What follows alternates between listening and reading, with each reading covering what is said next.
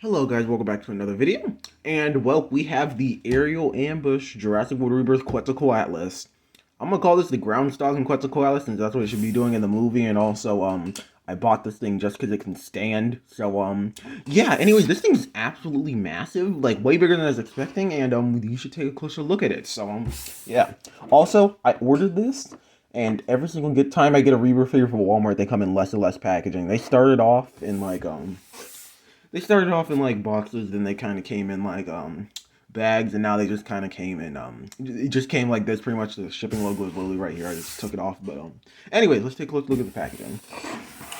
So of course we have the Try Me there, which this thing is actually really loud. Like if I press the button, I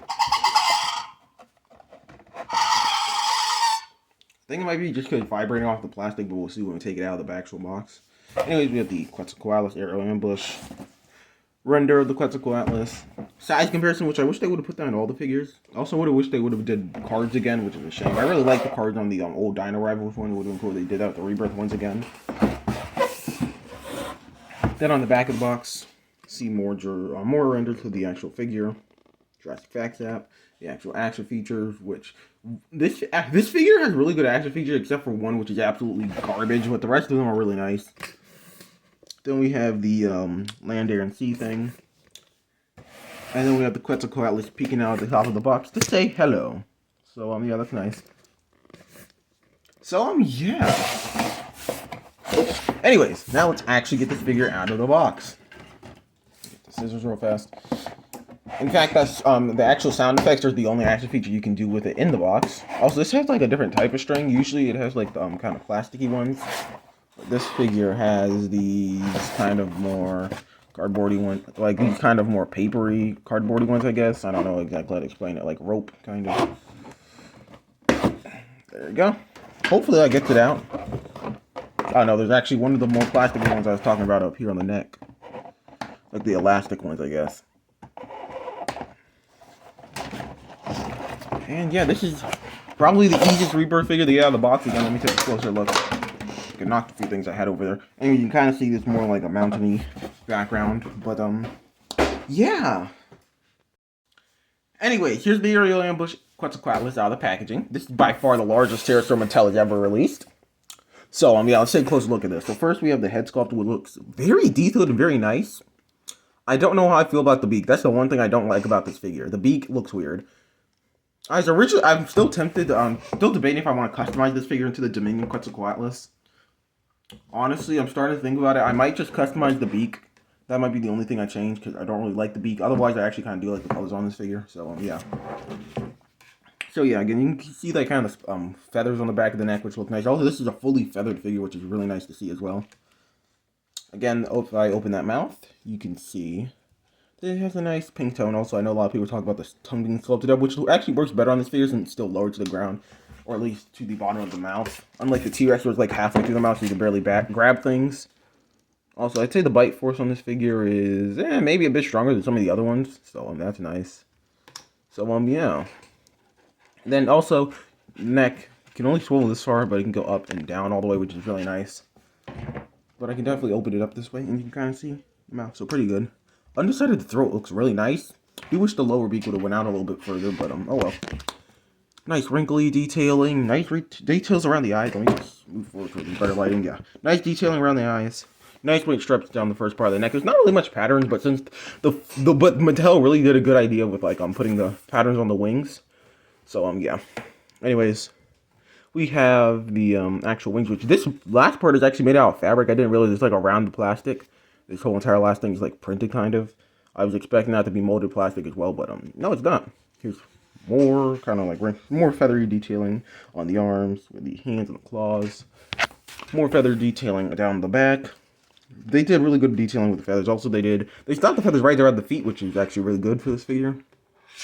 Has pretty good feet. So yeah. Anyways, the underside of this figure,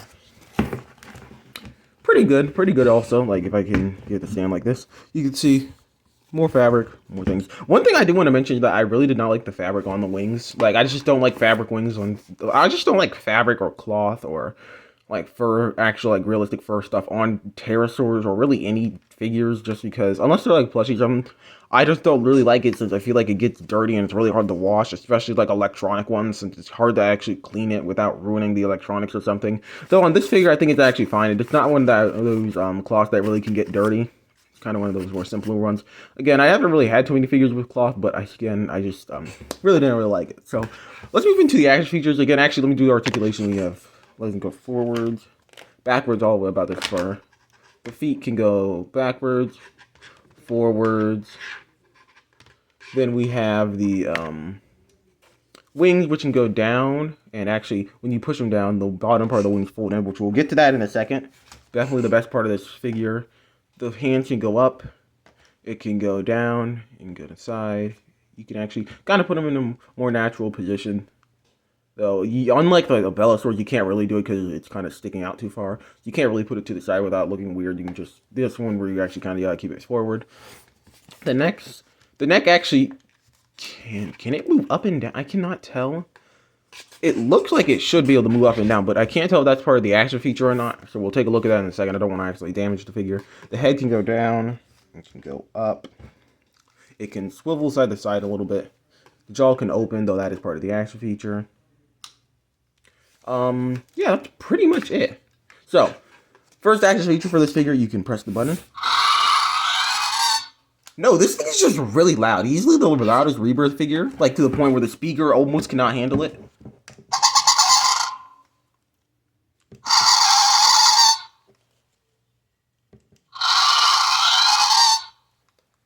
Definitely very loud. Anyways, another action feature this has is this is easily the most, probably one of the worst action features Mattel's ever put on a figure. Probably, I'd say this is the worst action feature, in fact. If it wasn't for the other ones making up for it, this would be easily the worst action feature. I know they had that raptor where he basically turned to a side and kind of spring to the other side. That's kind of worse. The Giganotosaurus is pretty bad, but this is easily the worst. You just do this to make it flap. You just vigorously shake the Quetzalcoatlus to make it flap. What are we doing, Mattel? Like, I guess they probably couldn't get it to work with the mechanisms to get it to do the other things, which I guess is fine. It's not a priority for me, but still, the fact that they even marketed that as an action feature it just feels wrong. Anyways, oh, I also kind of forgot to show off the tail, but yeah, it's there. So yeah. Anyways, so pretty much you angle the feet downward so it can stand, and then you push the wings inwards. They lock into place. Oh, and also you have to put the hands in the right position. I believe this is like this is probably the first properly standing pterosaur, especially as Darkid. This is the first probably standing as Darkid figure from Mattel, or really anyone that can go into a flying and standing position. And you can actually put it up to stand. That is the sole reason I got this figure. Also, the wing mechanism I have here is a little bit wonky and is not the strongest. Like, it keeps on falling over. So yeah, I have heard that is an issue. It's kind of not the strongest mechanism, but yeah, I kind of want to. You can kind of like have the fabric, and I guess you can try the. Maybe not. I was gonna say you could probably try to tuck that under the leg if you want to make it look more natural.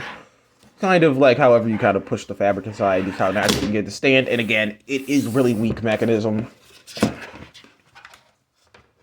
Like, I hear if you set it down too hard, then the wings just pop out, which it's not supposed to. What you're supposed to do is pretty much press this button on the back right here, and it flies open, which this action feature is really good. If they can just get that mechanism to lock it in place to be a bit stronger, this would be perfect. Because again, look, it keeps on popping out, and I'm barely even setting it down or barely putting any pressure on it. So yeah, definitely very weak. If you don't mess with it, though, it's usually fine. It's really just when you put any pressure on the figure. So yeah, that can definitely be an issue.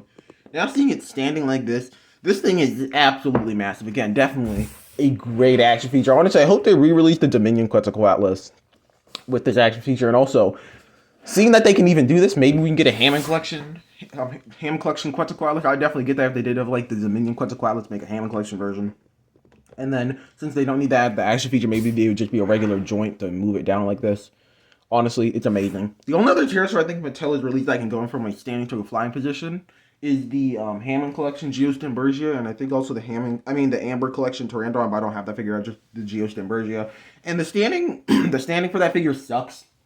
You can't even get the hind feet to the ground. If you could get the hind feet to the ground, then that would be great. But outside of that, but you can't, so it's just kind of floating on the front arms, which is definitely not the best. So yeah.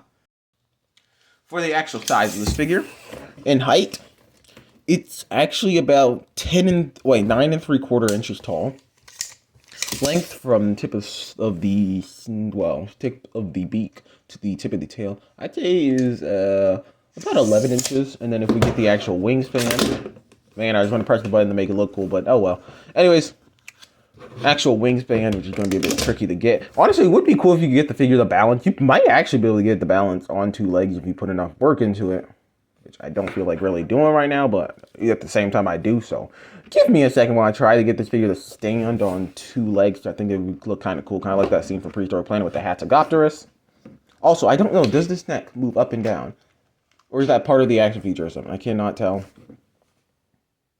Okay, there you go. We got it to stand on 2 legs. It is possible. You can see it's not really supported by anything. It's just standing there, which is really cool. You can get this to do that. This figure measures in at 2 feet in wingspan. And at the top of the head, I'd say, also, again, 11 inches. But if I were to put that head up, which is probably going to knock it over, it's way taller. Oh, actually, no, it didn't. Well, actually, because it's bouncing on my light. But, yeah. Measures in at about 14 inches tall. So this is a massive pterosaur figure, as it should be. Again, I actually have, of the targets of the movie, I have 2 out of the 3. You already know why I don't have the 3rd one and will never get the 3rd one. I think Dreadnoughtus is just going to fill into that, or I'll just pretend Mattel forgot to make an Argentinosaurus figure, because they did. So did the movie to put Argentinosaurus in it. But anyways, now on to the actual, I know I did the measurements, but let's actually compare it to a few things. So, first, let's compare it to Hammond Collection Therizinosaurus. I thought this could be a pretty cool comparison for the height. And actually it is, because it's very similar in height. The Therizinosaurus is slightly taller, though, if you angle that head up. I'd say they're about the same height. They're both, I'd say they're about the same height. In this position I have the Therizinosaurus in, just the Therizinosaurus is also slightly taller, but realistically, if you had it posed in a little bit of a taller position, the Hammond Collection Therizinosaurus would be a bit taller, but yeah. So it's similar in height to the Therizinosaurus, or at least the Hammond Collection one, if you have that one and don't have the the Aerial Ambush Quetzalcoatlus. Anyways, next, I'm not comparing it to a regular T-Rex, I'm just going to do the rebirth one. Yeah, I brought all, way too many figures off for literally every single one of these size comparisons, so this one I'm not going to bring too many off, at least compared to the other ones. Here's the next to the T-Rex, which sizes up pretty nicely.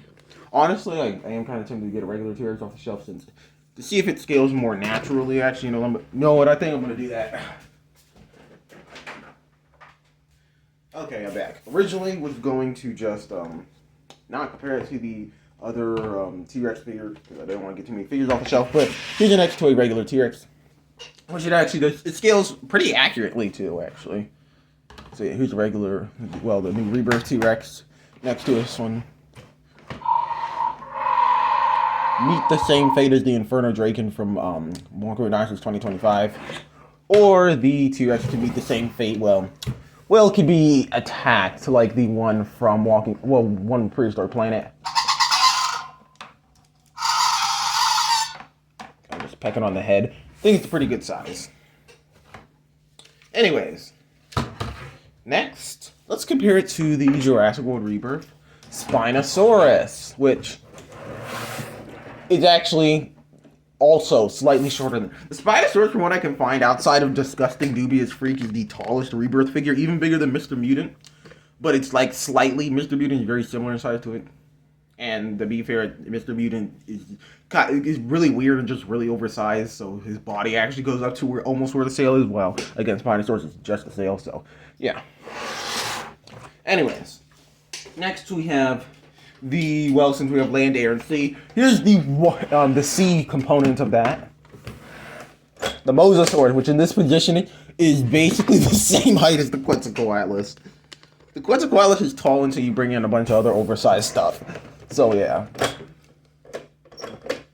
The Mosasaurus action feature also has grown on me quite a bit. I originally did like it, but I like it even more now. I think it's just more fun to play with. Also, I just like how the mouth is actually big enough to pick up stuff. So yeah. Next, oh man, I actually don't know where I set that human figure I had over there. It is. Yeah. My reviews are very much not professional, but yeah. We have a Velociraptor figure, a Mattel human figure, and let me actually get this to stand first. Of course, it doesn't want to stand. Oh, yeah. And a Jurassic Mononychus. I brought the Mononychus in since I think it could be a pretty easy thing to pick up. So I'll get a Mattel minifigure. Just pick a random one. We'll just get the Mattel Spino minifigure. Also, side comparison, I want to see if it can pick any of these things up. Does it have a strong enough bite to do that? I don't think it's going to be able to pick up the Raptor since, I don't know, just don't think it is. So we can just have the action feature. Well, one wing already popped out. Other one, actually, that wing is very popular, actually really strong and just knocked over the Mononychus. But, yeah. Anyways. And, yeah, no, it's too weak to pick up things. Like, the Velociraptor is too heavy. Kind of was expecting that, though. Mononychus is one of the smaller, like, Mattel figures. Mainline ones. But, if I were to put that in the mouth, it actually can't pick up the Mononychus. So that is probably about the biggest thing this thing can pick up. If you get it up there the right way. Well, at least it was able to do it before. Yeah. Even then, it can't really. You have to kind of wedge it in there. Now we have a Mattel human. Which, honestly, at the very least, I would like it to be able to pick this up. But at the same time, I don't think it can even really pick this up. Yeah, it's too weak to even pick up a human figure. At least from what I can tell. Last, here's it with the mini, which this has to be able to be picked up. It's really small. I can't tell if it's just for the figure too small, too smooth, or if it's because it's too heavy. Because I think, yeah, nope, it's actually because it's a bit too heavy. I think, yeah. I think it's just, it can, but it's a bit wobbly. I know a figure it can definitely pick up. I know I've said that with a few of these, but, okay, got a few more things. Here's the Fox for Dominion. Also cannot pick up. Though this one, yeah, no, it's just, its jaw is just too weak and also too smooth to hold it real. Oh, yeah, no, it's just too heavy. Which is wild, because the Fox is pretty light, it's really small. Here's a Compy. If it cannot pick up the Compy, that's... Okay, it can pick up the Compy, of course. It's not too heavy or anything, it's just... It can pick up the Compy. So that's good at least. I didn't get the Locust, because I know everyone hates the Locust, also I didn't feel like getting those off the shelf. So, yeah. Now for the last few size comparisons. I'm going to keep the wings out for this, since, again, they can't really stand. But first, here is the Quetzalcoatlus, the older one, which, like if we put it up like this, is similar, though I think the new Rebirth one has a good, like, 3 or 4 inches on it, which actually you can't even see, I'm just realizing. Let me just put my camera down to an angle in which you can actually see this. Sorry about that. Because I literally just had it up there without you guys being able to see. But yeah, you can see the, you still can't really see it, but just take me on my word for that one. The Rebirth Quetzalcoatlus is quite a bit taller than that. You can also kind of see it here. And then also in the wingspan, if I hold them up, way, way smaller. So yeah. This before was Mattel's biggest pterosaur, so yeah. Anyways, didn't get all my pterosaurs off the shelf, but I did get at least the Pteranodon down, the smaller one. You can see that this thing is absolutely minuscule compared to it. Way outsizes it. So, yeah. And then, afterwards, we have the Hammer Collector GH Dimbergia, which I'm actually going to stand the Rebirth figure up first, because first thing you can see, this figure cannot stand. The legs are just completely off of the ground. And you can't really get it any lower, at least from what I've tried to do. Haven't really found another position in which it can stand. It just can't. So, yeah. Anyways, we have the Quetzalcoatlus right here. You can see it stands way better and way taller. The thing is, like, this one, it holds its position very well. It just can't get into really a good position, but this one can get into a good position, just can't hold that position very well. They're kind of like opposites, but, yeah, you can see it way bigger. And then in wingspan, which I can actually get this to work, yeah, like that. You can see in wingspan that this figure is still quite a bit larger, even with the wings kind of straightened out all the way for the GH Dimbergia. It only goes to, I don't know, like the elbow of the other wing from if you start over at this wing. And then in length, putting the legs all the way back. Goes up almost to the neck, not even to the neck. So yeah, definitely a massive Rebirth figure. And the last thing that I really wanted to compare this to, I know a lot of people were comparing it to the old Kenner figure, but I don't have that. In fact, the only old Kenner figure I have is the Pachycephalosaurus. So yeah, here's this compared to, if I can get the stand. We have the big old massive oversized Pachycephalosaurus versus the Rebirth Quetzal, which they actually sized up pretty nicely. So yeah. Also, I don't think I know I showed it all compared to a human, but I feel like this is a better angle to do it at. Also, I don't even have the back legs up. You can see this thing stands just with its front legs, even if you don't have the back legs supporting it in any way. If anything, the back legs are just for show. When standing, at least, on this figure. So yeah, here's the next Mattel human figure again. You can see it's massive. So, yeah. Generally, I think this is a pretty cool Quetzalcoatlus figure. Again, I really hope they re-release like the Dominion Quetzalcoatlus with this sculpt. It would be pretty easy to do. All they'd have to do is change the head sculpt. That is literally the only, change the head sculpt and then give like a different color fabric. Just use orange instead of the blue, and then also use different paint, of course. Very simple. They wouldn't need to do much to make this the Dominion Quetzalcoatlus. That's why I really want them to do it at some point. So yeah, again, I was originally considering customizing this. Of course, the wing joints just don't work really well. But yeah, of course, I was originally considering customizing this figure. But in the end, decided against it. Yeah, and anyways, in the end, I think I'm not going to customize this into the Dominion Quetzalcoatlus, since again, that'd take me repainting literally everything, and even then it wouldn't be completely accurate, since this blue part is fabric. I need to change out the orange or just keep it blue, and then also this last little part I didn't even realize was fabric, so I'd have to paint over fabric anyways. And I kind of don't want to have to do all that just to make this into the the Dominion Quetzalcoatlus. Though I think eventually, at least for now, I'm going to keep it like this, so maybe, again, really bad arm joints. Maybe one day in the future I will customize the beak at least, just to make it look better. Not even like the Dominion one, just different. I don't really like this beak shape. But yeah. Anyways, these arm joints suck. Yeah, Mattel, please work on these arm joints because they are really bad on this figure. Anyways, would I recommend getting this? If you really like pterosaurs or even as dark kids and you really want a figure that can stand, yes. Honestly, that's mainly because this is the only one. If like Beast of the Mesozoic releases like to release a Hatchigopterus or Quetzalcoatlus or any standing pterosaur tomorrow, I'd recommend getting that figure instead already. But considering this is the only one, I think the action feature works pretty decently for Mattel. I think the sculpt is also really good. So yeah, even if you're just like a big fan of the Rebirth Quetzalcoatlus, then definitely get this figure. So yeah. Anyways, I will see you guys in the next one, and goodbye.